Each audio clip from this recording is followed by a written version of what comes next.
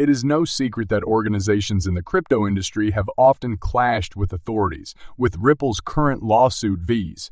the SEC being probably the most noteworthy example. However, the SEC is now suing even larger people in the crypto business. Binance and Coinbase, two crypto juggernauts, have become the latest to dispute with us authorities. With the ongoing legal action by the United States Securities and Exchange Commission, SEC, against Ripple Labs reaching a critical juncture with the recent public release of Hyman's speech. Related documents, all eyes are now on Judge Annalisa Torres for the much-anticipated summary judgment. Essentially, the Hyman papers revealed the SEC's preference for Ethereum over other cryptocurrencies. Hyman maintained that digital assets that were first sold as securities might become non-securities.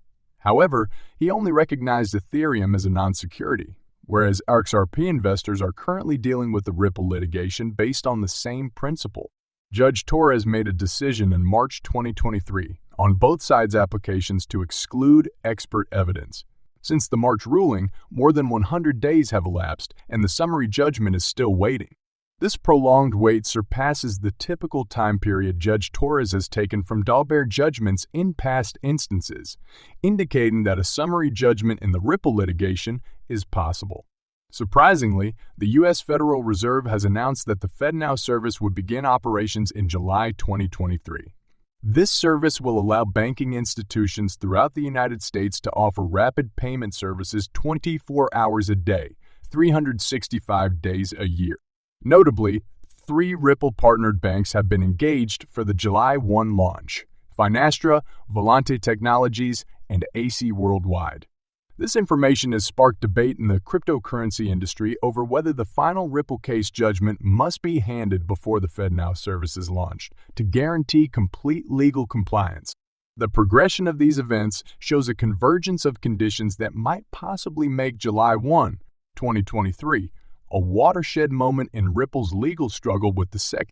As the cryptocurrency industry observes, the importance of this day may go well beyond Ripple, altering the regulatory environment for other digital assets. According to newly disclosed court filings in the Ripple vs. SEC's lawsuit, Ripple is said to have paid 6 exchanges between $1 million and $5 million to list XRP. In light of these allegations, Ripple's Chief Technology Officer David Schwartz has issued a response to provide some light on the situation. Schwartz elaborated in response to a conversation started by the anonymous self-proclaimed scam detective. Remember that in the newly published court filings, Exhibit 220 was highlighted by the Crypto Basic as evidence that there are reasonable reasons to assume that XRP does not satisfy the Howey test. If this came from the SEC itself, some supporters have said it would be game over for the agency. However, Mark Fagel, a former attorney for the SEC, has said unequivocally that the SEC did not author the paper. Scam Detective has recently tweeted about this as well. But he also claimed that a legal company drafted the agreement on behalf of Grayscale Investments. Scam Detective said that the legal firm's conclusion that XRP is not a security was supported, in part, by the fact that Ripple does not facilitate XRP trading on the secondary market. However, recent findings suggested that Ripple spent between $1 million and $5 million to 6 exchanges in 2017 to list XRP. Scam Detective determined that the Grayscale XRP Investment Trust dissolved in January 2020. 1. Due to these charges. According to the accusations, Ripple has been after Coinbase for years to offer XRP. In answer, Schwartz provided some clarity on the situation's complexities. The assertions made are, he stressed, only allegations and the truth is far more nuanced. Schwartz provided an example to illustrate the processes that may underlie such claims. He elaborated that Ripple may initially choose not to pay a hefty price requested by an exchange in order to list XRP. The only way Ripple could utilize the exchange for auto purposes and force XRP's listing on the platform is if it subsequently discovers a chance to develop a worthwhile payment connection with that exchange, in which case it would pay for the integration fees. Instead of only listing XRP, this payment would help Ripple achieve its greater aim of increasing its on-demand liquidity (ODL) service.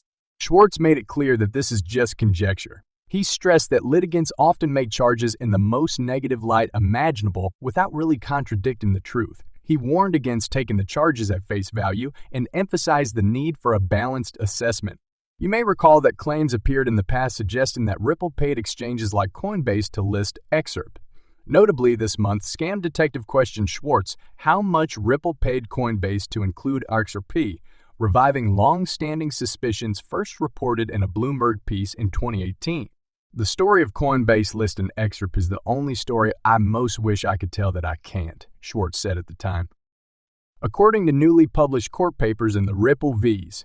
Seek lawsuit, Ripple paid 6 exchanges between $1 million and $5 million to offer XRP on their systems. Ripple's T2 David Schwartz has reacted to these assertions, attempting to clarify the situation. Schwartz's statement followed a discussion by scam detective and anonymous self-proclaimed detective. Remember that the Crypto Basic highlighted Exhibit 220 in the freshly published court records, suggesting that there are reasonable reasons to assume that XRP fails the Hawaii test. Several supporters determined that if this came from the SEC, it would be game over for the agency. However, Mark Fagel, a former SEC attorney, acknowledged that the letter was not written by the agency. Scam Detective also mentioned this in recent tweets. He did, however, claim that Grayscale Investments paper was written by a legal firm.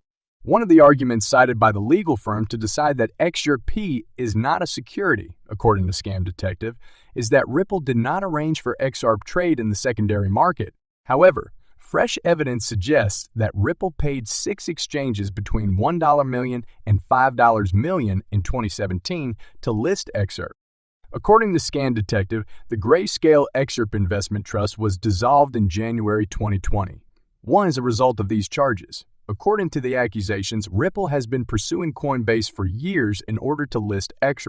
In response, Schwartz gave insight on the situation's complexities. He highlighted that the assertions made are only allegations and that the true circumstances are complex. Schwartz highlighted the probable mechanisms underlying such charges using a hypothetical scenario. He stated that an exchange may charge a significant cost to list XRP, which Ripple may opt not to pay at first. However, if Ripple subsequently discovers a significant payment integration possibility with that exchange, the corporation might pay for the integration fees, letting them to utilize the exchange for auto purposes and mandating XRP's listing on the platform. This payment, however, would be designed to help Ripple's larger objective of developing its on-demand liquidity (ODL) service rather than just to list XRP.